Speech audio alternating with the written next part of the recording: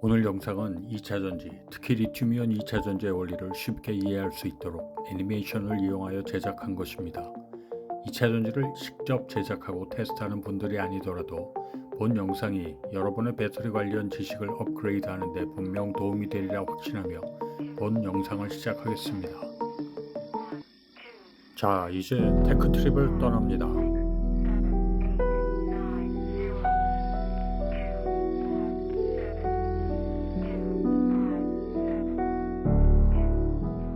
2차 전지는 외부로부터 전자를 주입하여 에너지를 저장할 수 있는 장치를 말합니다.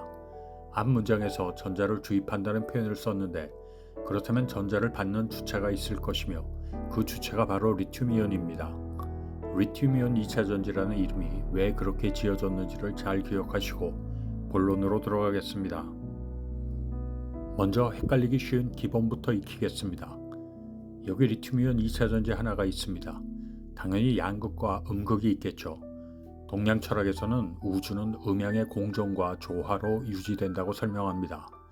그리고 여러분은 배터리의 다른 설명 없이도 어느 쪽이 양극이고 어느 쪽이 음극인지 대번에 알 수 있겠죠. 볼록 튀어나온 부분이 양극이고 그렇지 않은 부분이 음극입니다. 그리고 양극이니까 당연히 양의 기호인 플러스로 표시하고 음극은 음의 기호인 마이너스로 표시합니다. 영어 표현으로는 양극은 캐서드, 음극은 에너드입니다. 헷갈리지 않는 팁을 드리자면 캐서드와 발음이 유사한 캐톨릭, 즉 천주교를 생각하면 됩니다. 천주교나 기독교의 상징은 십자가이며 십자가는 플러스 사인과 동일하게 생겼으므로 플러스 사인은 캐서드, 다르게 표현하면 양극은 캐서드다 라고 외우면 절대 안 잊겠죠. 그리고 2차 전지를 전기로 작동되는 장치에 연결하여 스위치를 켜면 높은 에너지를 갖고 있는 전자가 배터리의 음극으로부터 그 장치로 유입되면서 모터를 돌리거나 LED를 작동시키는 등의 일을 하게 됩니다. 그리고 음극으로부터 방출된 높은 에너지를 갖는 전자가 선풍기의 모터를 돌리는 일을 한 후에 다시 배터리의 양극으로 돌아가는 것을 꼭 기억하고 있기 바랍니다. 매우 중요한 개념이 뒤에 나옵니다. 자, 이제 리튬이온 2차 전지 내부로 들어가 보겠습니다. 여기 등장인물 넷이 있습니다. 복잡한 것을 최소화하기 위하여 분리막, 집전체, 그리고 전해액도 생략하고 흑연 음극재 입자 하나, 삼원계 양극재 입자 하나, 리튬 원자 하나, 그리고 전자 하나 이렇게 넷입니다. 그리고 리튬 원자가 전자를 하나 잃은 리튬 이온 상태로 존재할 때는 녹색, 그리고 다시 전자를 받아들여 중성인 리튬 원자 상태일 때는 붉은색으로 표현하겠습니다. 여기에 아주 중요한 개념이 숨어 있습니다. 리튬이온 배터리를 이해하는 데 있어서 아마도 제일 중요한 개념일 것입니다. 학창시절에 나트륨이나 리튬 금속 덩어리를 물에 담그면 펑 하고 폭발하는 실험을 구경해 본 경험이 있으실 것입니다. 본 적이 없는 분들을 위하여 여기서 애니메이션으로 실험을 해보겠습니다. 여기 물이 가득 찬 수조가 있습니다. 거기에 리튬 금속 덩어리를 물속에 넣으면 바로 물과 반응하여 수소 가스를 분출하면서 폭발이 일어납니다. 이 과정을 간단히 설명하면 리튬 원자는 자신이 가지고 있는 한 개의 최외곽 전자를 물에 건네주면서 자기 자신을 리튬 이온으로 변하는 과정입니다. 다시 한번 슬로우 비디오로 보겠습니다. 리튬 원자는 최외곽 전자를 가지고 있으므로 높은 에너지 상태의 붉은색이었습니다. 그리고 최외곽 전자를 다른 물질에 내어주면서 물리적으로나 화학적으로 안정된 리튬 이온으로 변하는 과정을 나타낸 것입니다. 앞에서 보신 애니메이션에서 리튬 원자는 최외곽 전자를 물에게 건네주면서 수소를 발생시켜 폭발을 일으켰다면 배터리에서는 그 전자를 모터를 구성하는 구리전선으로 보내서 모터를 작동시키게 되는 것입니다. 그러므로 리튬이온 2차 전지 음극으로부터 흘러나오는 전자는 바로 리튬 이온으로 변하는 과정, 즉 리튬이 최외곽 전자를 내놓으면서 방출되는 전자인 것입니다. 자, 지금까지는 리튬이온 2차 전지를 외부로부터 관찰했는데요. 이제 내부에 어떤 변화가 있는지 관찰해 보도록 하겠습니다. 공장에서 방금 제조한 배터리의 상태를 간단히 표현하면 애니메이션에서 보듯이 양극 물질 내부에 리튬이온이 얌전히 들어가 있습니다. 최외곽 전자를 잃은 리튬 이온이므로 에너지가 낮은 상태로 활성도 없습니다. 그리고 음극에는 음극 물질은 그라파이트, 즉 흑연이 있는데 흑연 내부는 텅 비어있는 상태입니다. 이제 배터리를 충전하는 과정을 보겠습니다. 배터리에 충전기를 연결시키면 전자가 배터리의 음극에 위치한 그래파이트, 즉 흑연으로 흘러들어가게 됩니다. 그리고 흑연에 마이너스 차지를 가진 전자가 주입된다는 사실은 양전하를 띤 리튬 이온이 알아차리게 됩니다. 그런데 다른 화학 반응 없이 그래파이트에 전자가 주입되면 그래파이트가 음전하를 띠게 되므로 그래파이트 내부로 전자가 주입되기보다는 그래파이트 표면의 정전기 형태로 존재할 수밖에 없습니다. 그러므로 많은 양의 전자를 음극에 주입하지 못하게 됩니다. 슈퍼커패시터가 바로 이런 형태로 전하를 저장하기 때문에 리튬이온 2차 전지에 비하여 용량이 낮은 것입니다. 우리가 원하는 전자의 저장 형태는 그래파이트 내부에 빽빽하게 전자를 저장하는 것이죠. 그것을 해결하는 방법이 리튬이온의 역할입니다. 양극재 내부에 있던 리튬이온이 그래파이트 음극재로 이동하여 자신이 주입된 전자를 받아들이면서 리튬 원자로 바뀌면 그래파이트 음극은 더 이상 음전하를 띠지 않으므로 전자를 받아들일 수 있게 됩니다. 정리하자면 충전기에 의하여 리튬이온 전지의 음극으로 주입된 에너지는 그것을 받아들인 리튬의 최외곽 전자에 저장되는 것입니다.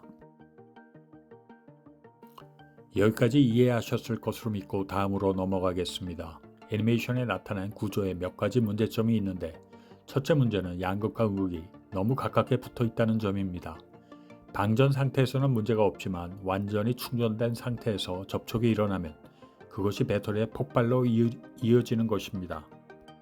폭발의 이유는 아주 간단합니다. 리튬의 최외곽 전자에 저장된 에너지는 외부의 디바이스와 연결했을 때 모터를 돌리거나 LED를 켜는데 그 에너지를 사용해야 하는데 만약 내부의 양극과 음극이 접촉하게 되면 전자가 양극으로 흘러들어가면서 그 에너지가 배터리 내부에서 순식간에 열로 바뀌면서 소모되며 그런 과정이 배터리 내부의 온도를 급격히 상승시키기 때문입니다. 사실 우리가 원하는 시나리오는 배터리에 디바이스를 연결하면 음극에 있던 리튬 원자는 최외곽 전자를 내주고 자기 자신은 리튬이온 상태로 변하면서 다시 원래 위치인 양극으로 되돌아가는 것이었습니다. 음극을 통하여 방출된 에너지가 높은 전자는 외부에 연결된 디바이스를 작동시키는데 그 에너지를 다 소비해야 되는 것이죠. 배터리가 충전된 상태에서 양극과 음극이 접촉하는 상황은 거의 100% 재난으로 이어지므로 이것을 최소화하기 위한 노력 중 하나로 양극과 음극을 물리적으로 떨어뜨려 놓는 것입니다. 지금 사용하고 있는 방법은 양극과 음극 사이에 다공성 고분자 필름을 끼워 넣어서 리튬이온이 자유롭게 통과할 수 있으면서도 양극과 음극 물질이 서로 접촉하는 것을 최대한 방지하는 방식을 택하고 있습니다. 자, 지금까지 배터리를 충전할 때 충전기에서 배터리로 흘러 들어온 높은 에너지의 전자를 음극에 어떻게 저장하는지와 양극과 음극이 접촉하여 폭발하는 가능성을 최소화하기 위하여 분리막을 사용하여 그것들을 물리적으로 분리시켜 놓는 방법을 설명했는데요. 인생이 그리 쉽지만은 않습니다. 양극 물질과 음극 물질을 서로 멀리 분리시킴으로써 발생하는 문제가 생기게 됩니다. 배터리에 충전을 하면서 충전기에서 높은 에너지의 전자가 배터리의 음극재로 흘러 들어올 때 두 가지 문제가 있습니다. 첫째는 양극재 속의 리튬이온이 음극으로부터 멀리 떨어져 있을수록 음극재에 들어오는 전자를 느끼기 힘들게 됩니다. 그리고 전자가 음극재에 주입되고 있는 사실을 느끼더라도 멀리 떨어져 있으므로 음극재로의 이동에 많은 시간이 걸리게 됩니다. 방전할 경우도 마찬가지입니다. 리튬 원자가 전자를 내놓고 양극재로 돌아갈 때도 먼 거리 때문에 상당한 시간이 소요됩니다. 그러나 문제가 있으면 대부분 해결책이 있습니다. 과학기술뿐 아니라 우리가 사는 세상에서도 문제가 무엇인지 모르는 것이 오히려 문제죠. 해결 방법은 보초를 세우는 것입니다. 쉽게 설명하자면 배터리 내부에 자신의 분신 같은 애들을 풀어놓는다는 이야기일 수 있을 것입니다. 이때 애들은 리튬이온을 의미합니다. 충전기로부터 나온 전자가 음극에 주입되는 순간 음극재 인근을 배회하던 리튬이온 역시 음극재 속으로 들어가서 전자를 받으면서 리튬 원자로 환원되게 됩니다. 그리고 양극재에 있던 리튬이온과 배터리 내부에 있던 다른 리튬이온들 역시 동시에 이동하여 기존에 있던 리튬이온의 빈자리를 메꾸는 과정을 진행하게 됩니다. 비록 양극재와 음극재가 물리적으로 멀리 떨어져 있더라도 이런 환경에서는 빠르게 충방전이 이루어질 수 있게 됩니다. 리튬이온이 양극재에서 출발해서 음극재까지 이동하는 대신 그 거리를 양극과 음극 사이에 균일하게 분포한 리튬이온의 단거리 이동으로 원하는 목적을 달성할 수 있기 때문입니다. 그리고 배터리 내부에 리튬이온을 음극과 양극 사이의 공간에 균일하게 분포시키는 방법은 리튬염을 솔벤트에 용해시켜 배터리 내부에 주입하는 것입니다. 이때 물을 솔벤트로 사용하면 좋겠지만 물은 배터리 작동 전압에서 전기 분해가 발생하므로 할 수 없이 유기 솔벤트를 사용해야 합니다. 그렇기 때문에 양극과 음극이 물리적으로 접촉이 발생해 온도가 급격히 상승할 경우 이런 목적으로 주입된 비등점이 낮은 유기 솔벤트가 폭발하게 되는 것입니다.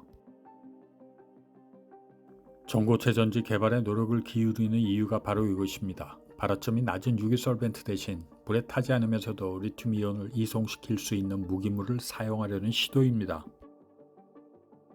자, 이제 마지막 이슈 하나만 남았습니다. 지금까지 음극재로 전자가 들어가거나 나갈 때 전자와 리튬이온이 어떻게 상호작용을 하는가를 봤었는데 과연 양극재는 무슨 역할을 하고 있을까요? 양극재로도 전자가 들어가고 나가야 할 텐데 어떤 물질이 그런 역할을 하고 있는지를 알아보겠습니다. 이제 본 영상의 피날레에 가까웠으므로 지금까지 언급된 사실들을 총동원하여 애니메이션을 만들어 보겠습니다. 보시는 장면은 아래쪽에 방전된 2차전지 그리고 위쪽에는 완전히 충전된 보조 배터리가 위치해 있습니다. 방전된 2차전지를 충전하려면 보조 배터리의 음극을 충전하고자 하는 배터리의 음극과 연결을 시키고 양극은 양극끼리 연결을 시켜야 합니다. 그래야만 충전된 상태에 있는 보조 배터리의 전자가 방전된 보조 배터리의 음극으로 주입할 수 있기 때문입니다. 이해를 돕기 위하여 충전 과정을 구분 동작으로 설명하겠습니다. 충전을 시작하면 보조 배터리의 음극에 있는 높은 에너지의 전자는 충전시키려는 방전된 배터리의 음극으로 이동하게 됩니다. 전자를 잃은 보조 배터리의 리튬은 리튬이온 상태로 변하여 양극으로 돌아가며 방전 상태에 있던 배터리 내부에 있는 리튬이온은 전자를 받으면서 리튬 원자로 변하게 됩니다. 이 상태에서 방금 충전된 배터리의 양극을 자세히 보시기 바랍니다. 방전 상태에서는 플러스 1가를 갖고 있는 리튬이온이 있었는데 충전되면서 리튬이온이 빠져나가 버린 상태가 됩니다. 그대로 두면 플러스 1가짜리 리튬이온이 빠져나갔으므로 양극재는 음의 전하를 띠게 되므로 극도로 불안정한 상태가 됩니다. 그러므로 양극재는 이를 방지하기 위하여 자신이 가지고 있던 전자 하나를 버려야 됩니다. 이것을 해결하는 방법은 양극재 내부에 존재합니다. 3원계 양극재인 NCM은 양이온 형태의 니켈, 코발트, 망간, 그리고 음이온 상태의 산소로 구성되어 있습니다. LFP 양극재는 양이온 상태의 철과 음이온 상태인 인산으로 구성되어 있으며 두 양극재 모두 양이온과 음이온의 적절한 조합으로 중성을 띠고 있습니다. 그런데 3원계 양극재의 니켈과 LFP 양극재의 철은 대표적인 전이금속 물질입니다. 전이금속들은 환경에 따라 산화수를 바꿀 수 있는 성질을 가지고 있는데요. 즉 니켈이나 철 모두 플러스 2가로 존재할 수도 있으며 때에 따라 플러스 3가로 변할 수도 있습니다. 환경에 잘 적응하는 아주 융통성 있는 금속 물질인 셈입니다. 그러므로 양극재 내부의 리튬이온이 충전 과정 중에 양극재를 떠난 상태에서 양극재가 음전하를 띠지 않도록 니켈이나 철과 같은 전이금속들은 산화수가 플러스 2가에서 플러스 3가로 변하게 됩니다. 즉 전자 하나를 방출하는 것입니다. 전자를 방출하게 되므로 양극재는 더 이상 음전하를 띠지 않고 안정한 중성 상태로 존재하게 됩니다. 이것이 리튬이온 2차 전지의 작동 원리입니다. 이러한 이해를 바탕으로 전고체 전지의 원리와 왜 상용화에 어려움을 겪고 있는지, 그리고 매스컴을 통해 자주 발표되는 전고체 전지의 상용화가 정말 의미 있는 목표인지에 관련된 영상을 올리려고 합니다. 관심 있는 분들은 구독과 알림 설정해 놓으시길 바랍니다. 오늘은 여기까지입니다. 안녕히 계십시오.